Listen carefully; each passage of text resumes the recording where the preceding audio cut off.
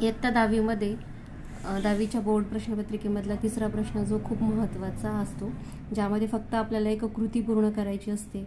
यामध्ये बघा 2 प्रश्न दिलेले आहेत. खालील कोणत्याही एक कृती पूर्ण करा. तर आपण पहिली जी कृती आहे ती बघणार आहोत. यामध्ये हा जो प्रश्न आहे तो तुमच्या 10वीच्या गणित भाग 2 मधला तिसरा जो धडा आहे वर्तुळ, यावरचा वर्तुळ मधला हा प्रश्न आहे.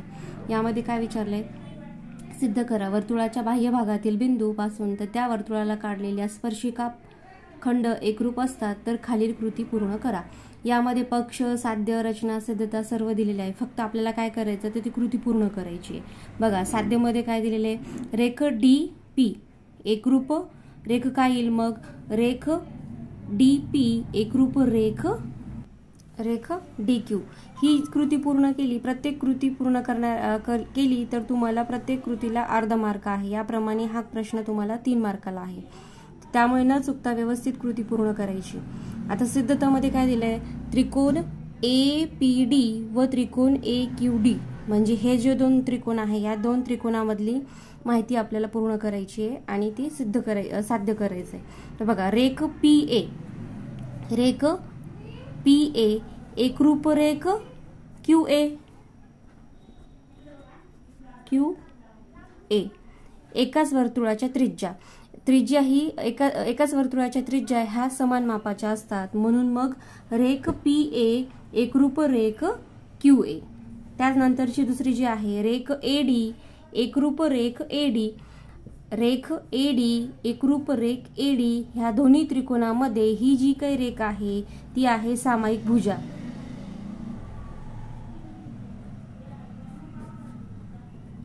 किंवा तुम्ही बाजू सुद्धा लिहू शकता.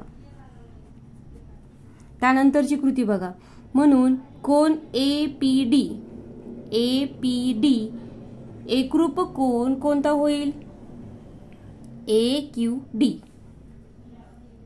कोन ए क्यू डी. त्याचं कारण काय आहे, ते हे दोन्ही जे कोन आहेत ते प्रत्येकी 90 अंशाचे आहेत. तुमच्या वर्तुळ या धड्यातला स्पर्शिकाचा जो प्रमेय आहे त्यामध्ये हे दोन्ही कोन 90 अंशाचे आहे, हे सिद्ध आपण केलेले आहेतच. त्यानंतरचं बघा, म्हणून त्रिकोण ए पी डी एकरूप त्रिकोण ए क्यू डी. तर कोणती कसोटी इथे लागू पडेल, मग तर कर्णभुजा कसोटीनुसार हे दोन्ही त्रिकोण एकमेकांना एकरूप आहेत. म्हणून रेख डी पी, बघा रेख डी पी एकरूप रेख कोणती होईल, मग आपल्याला काय सिद्ध करायचं आहे, डी क्यू.